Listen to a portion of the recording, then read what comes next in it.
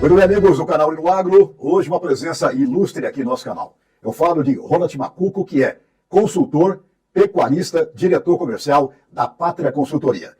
Ronald, eu sei que a sua agenda é bastante lotada, graças a Deus, né? E deu um tempinho da gente poder conversar com o Ronald, explorar um pouquinho o Ronald sobre o conhecimento dele do mercado. Principalmente, Ronald, com relação ao nosso mercado pecuário. Bem-vindo ao canal Hino Agro e muito obrigado. Bom dia, Arão, e todos que nos assistem.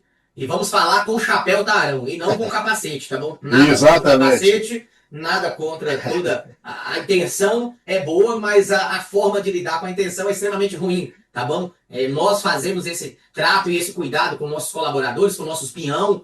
Eu me coloco também no meio do pinhão, eu sou pinhão do meu pai, eu sou meu pinhão no dia a dia, e dentro da fazenda eu gosto de usar o chapéu, tá bom? Apesar de quando vamos fazer alguma coisa ali, subir uma escada, fazer algo diferente, fazer uma comieira no curral ali, a gente coloca um capacete, a gente coloca um martelo, a gente muda da traia do vaqueiro, da traia do colaborador, da traia do pecuarista e monta outras traias. Mas essa daqui é uma traia que eu gosto de usar e hoje é muito Essa bom faz estar parte, falando aí. Faz parte da vestimenta, daquele padrão do peão que a gente conhece desde sempre, né, Ronald? O chapéu é o companheiro do peão, assim como também o cachorro, o cavalo e etc, né?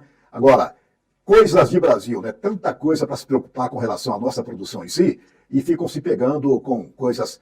Claro que é necessário você ter o cuidado com a sua saúde, com o seu trabalho, com o seu físico, mas ao mesmo tempo é necessário também entender que às vezes, e muitas das vezes, não se tem como você fazer aquilo que se quer dentro de um escritório com ar condicionado. É muito diferente.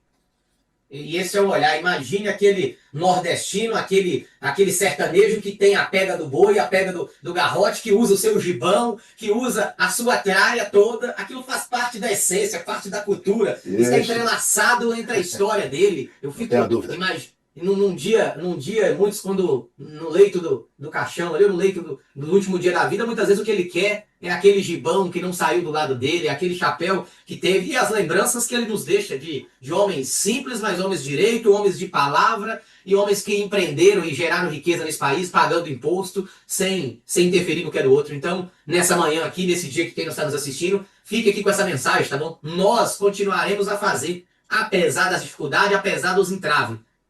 Da porteira para dentro, eu quero ter o mínimo de liberdade para poder exercer uma atividade, produzindo alimento, barateando o custo do consumidor final, porque isso nós sabemos fazer, Tarão. Isso é nosso trabalho, Tarão. Produzir mais arroba por hectare, nós vemos fazendo isso anos após anos, e muitas das vezes não estamos sendo remunerados, tá bom? Financeiramente. A margem líquida da pecuária da década de 90, de 2000, mudou muito para 2010, para 2020, e nós precisamos olhar para quem está dentro da fazenda. Se não tiver lucro, Arão, essa atividade, essa indústria de céu aberto, ela não vai existir, tá, meu amigo? Ela vai parar de existir, porque não há estímulo para estar dentro dela. E aí eu quero saber como é que vão comer, né? Parando essa indústria de céu aberto, exposta a todos os riscos possíveis, quem é que vai produzir para que o estômago possa ser abastecido, né? Mas, olha, falando do nosso mercado, do boi, a gente começou um ano de modo muito positivo, até surpreendente, porque, afinal de contas, se esperava uma retração em se tratando de começo de ano, coisa que acabou não acontecendo. Pelo contrário, a firmeza é bastante sólida, nós temos esse viés de alta que a cada dia ele fica no mercado e, consequentemente, através desse viés de alta, o pecuarista passa a ter o domínio da situação. Ou seja, vende no conta-gotas, naquilo que chama-se de da mão para a boca, para poder ele ter esse domínio por mais tempo no mercado. Como é que você vê a situação atual e aquilo que vocês da Pátria, Ronald, estão enxergando para um prazo aí de primeiro semestre? Eu traria o mercado em 3 pilares aqui, que o primeiro dele é o primeiro trimestre. Depois eu olharia o primeiro semestre e aí o segundo semestre. Eu acho que o primeiro trimestre ele é um primeiro trimestre muito firme. Nós estamos entrando no fevereiro, que eu devo ver boi subindo no interior do Brasil. Em todos os estados há um sentimento de melhora de preço. Isso deve se adentrar para dentro do março. Vai puxar o boi da safra, que é o boi do maio, que é o boi do abril, que é o boi do junho. Então isso vai dar boas oportunidades para a gente fazer a gestão de risco. Fazer um seguro de baixa, proteger um boi que há 30 dias atrás não tinha uma expectativa tão boa. E o segundo semestre, na minha visão, ele está muito em aberto, até pelo ano político. Copa do Mundo vem no mês de julho, que vai demandar muito desse primeiro semestre. Então, não vejo boi caindo no primeiro semestre, apesar da gente ter safra. Segundo semestre, tudo indica que vamos ter uma oferta menor de fêmea indo para o abate. Apesar dessa oferta de fêmea, ela vem mais no primeiro semestre, mas no segundo ela deve minguar grandemente. Então, apesar disso, o boi, na minha visão, tende a continuar firme. e os contratos mais curtos está puxando esse boi. Agora, o fator que fez essa escala ficar mais curta, esse boi de hoje ter valorização, foi o ano passado. A reta final do ano passado não estimulava eu colocar um boi magro no confinamento, fazer uma tip no boi magro. Por quê? Era um boi de 360, 350 reais arroba e um boi gordo de 310. Houve um movimento também, Arão, que pouco se fala dele, mas que ele tem uma grande relevância, que é o movimento da exportação do animal vivo, onde o Paraná e outros estados, como é o caso do Parazão, lidera isso. Então também esse movimento de uma falta de boi hoje, ele é um reflexo de um abate de fêmea lá atrás, 23, 24 e 25. Então produz menos bezerro, mas não só isso. Houve uma abertura de mercado para exportação de animais vivos que faz com que esse animal pronto hoje enxuga. Se o bezerro hoje, voltou a seu... segundo, desculpe cortá-lo, Ronald, mas segundo informações da mídia especializada, no ano passado o Brasil exportou para dar um norte para quem está nos assistindo. A exportação de gado em pé do Brasil no ano passado foi de 1.050.000 cabeças, né? Enxuga de fato bastante no mercado interno. Nós estamos falando aí, se a gente abate por ano, em próximo a 40 milhões de animais, entre fêmea e macho, então isso representa aí uma boa lacuna de um animal que viria tampando essas brechas de uma escala de abate. As escalas estão curtas e a margem hoje do frigorífico elas é positiva. Então o boi de 310, 300 reais que teve no interior do Brasil, ele é uma conta muito positiva, Arão. Então esse boi está subindo porque há espaço para ele subir. Mas o atacado começa a patinar, o varejo também. Pois é, pontualmente eu acredito numa melhora, até pelo poder de compra que vai ter esse ano. Esse ano vai ter mais dinheiro sendo distribuído na economia, tá, Arão? Isso vai impactar milho, isso vai impactar frango, suíno e a pecuária também, meu amigo.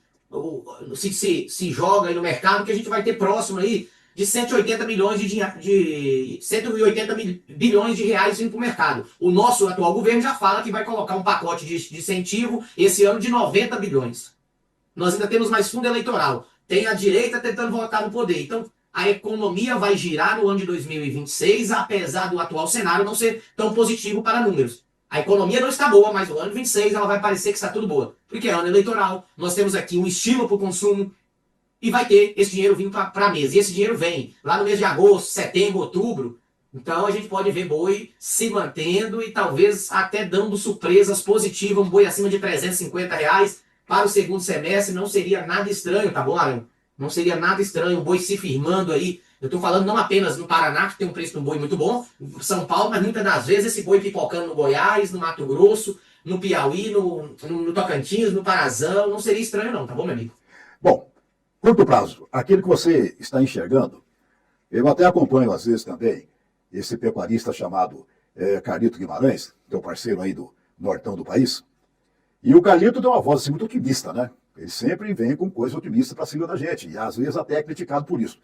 Mas aquele patamar, Ronald, de 70 dólares a nossa arroba, hoje está em 60, 61 aproximadamente, ele pode ser alcançado e nós teremos de fato esse boi de 350 já para o final desse mês de fevereiro, ou é algo assim intangível, ao menos dentro dessa visão de curto prazo? É que o Brasil é muito grande, de forma geral, você precisa materializar o Brasil de várias formas. Hoje nós estamos falando com boi de São Paulo. De boi de São Paulo. Quando eu olho para o São Paulo hoje, tem espaço sim, tá, não? Boi 350 pode vir nos próximos 10, 15 dias aí, não seria estranho. Hoje é um boi 335, 340. Nós estamos falando de mais 10 reais. Agora, quando eu olho para Rondônia, ainda é um boi de 295, 290. Quando eu olho para o Pará, 305, 310. Então, de forma geral, eu vou ver o boi subindo agora no interior do Brasil. Porque a base São Paulo ela subiu muito rápido nos últimos 15 a 20 dias. O boi subiu 20 reais em 30 dias. Você pega dia 16 de... menos de 20 dias. Dia 20 a 25 de janeiro, a gente tinha um boi subindo muito rápido. Quando você olha dia 15, o boi estava 315. Hoje é um boi 332. Então esse boi subiu 18 reais em 15 dias. Esse movimento vai trazer um reflexo para o mercado físico. Então, eu acredito que esse movimento deve ganhar força sim no interior. Agora, Arão, fica aqui a orientação. Dentro da pátria, a gente faz toda a gestão do risco. Boi está subindo, melhora a minha margem dentro do confinamento. Você concorda? Dentro da recria, uma TIP, uma recria engorda. Eu preciso fazer a gestão de risco. A tendência e o cenário é positivo para o boi. Mas se o boi sobe, reposição também sobe. No ano passado você viu o boi caindo ou lateralizando de outubro até janeiro e o bezerro foi embora, meu amigo. O bezerro subiu 400 reais. Então a conta do recriador ela ficou pior, você concorda? Sim. Claro. Essa alta de hoje do boi, ela é uma alta muito, muito boa para toda a cadeia. A cadeia do bezerro que deu uma esticada até pela falta do bezerro. E eu acredito que esse bezerro vai buscar uns R$ 3.200, que foi o preço, o pico dele lá de 2021, ainda nesse primeiro semestre. Apesar da oferta de bezerro vindo do MS, vindo do Parazão, vindo da Rondônia, vindo do Tocantins, do Goiás, do Mato Grosso, você vai ver esse bezerro no indicador CPE Mato Grosso do Sul e buscar os 320, os 3.200, que é um bezerro próximo a R$ 16, tá bom? Bom, esse cenário de 2021 está no cenário mesmo, não tenha dúvida quanto a isso, porque afinal de contas foi o último ciclo de cria bastante forte, né, na pecuária nacional. Qualquer bezerro sair do pé de vaca era coisa de 3 mil. Bezerrinho aí, saiu pela vaca R$ 3.000, 3.200, né? Teve bezerro top, bezerro realmente espetacular, mas pesado a 4 conto, né? E esses bois, esses bezerros que viraram bois, vieram a morrer exatamente no pico de baixa para o boi gordo, né? Isso acabou dando também ao pecuarista uma margem muito, muito apertada. Mas em todo caso, Ronald, esse mercado, essa reposição, a gente vê da seguinte maneira, né? Como o mercado não tem dono, e ele auto se define, evidentemente que nós temos também que ver o lado do criador, que sofreu bastante durante 5 anos também, né? Agora chegou a hora de ele dar uma garimpada ali e ganhar uns ourinhos, né? Eu acho que fica aqui uma visão junto com uma orientação. Sim. Não questione nunca, você que está na recria e na engorda, a conta do criador. Porque se ela fosse boa, você estaria lá e você não seria recriador e nem cara da engorda. Lembra sempre disso, tá? Porque hoje há um sentimento do cara criador, do recriador e do cara da engorda, que é o cara que pegou um bezerro ou a bezerra e ele fala assim, a conta não vai fechar. E fechava para ele quando o bezerro era 1.700, 1.800. Há estímulo para estar na cria lá naquele ano? Não havia estímulo. Por isso que muitos mataram vaca, concorda? Sim. E agora, com o advento da internet, se você tem uma área que é de 150 hectares, 200 hectares, a orientação é: vaca não dá dinheiro, tem que fazer uma recria, tem que fazer uma engorda, você tem que girar mais. Perfeito. Nessa busca de girar mais, nessa busca que não dá dinheiro, muitos saíram da cria. A cria hoje ficou na mão do cara grande ou daquele pequeno que ainda tem um conhecimento, talvez, de internet ou de parte isotécnica, de parte de produção menor. Porque não há estímulo, concorda? Não havia. Há um interesse, há um sentimento, há uma orientação dos zootecnistas, dos veterinários, de quem tem a noção e o traquejo do negócio. Pois é, se tem menos pessoas produzindo bezerro e há uma demanda crescente do bezerro, o bezerro brasileiro ele vai próximo a 50% de ágio sobre a arroba do boi. Próximo, ou em alguns momentos até passar. Você tá louco, Macucos? Tá falando besteira? A conta não fecha? Pois é. O americano, um bezerro desse, chegou a próximo a 90, 85% de ágio sobre a arroba do boi. A arroba do bezerro versus a arroba do boi.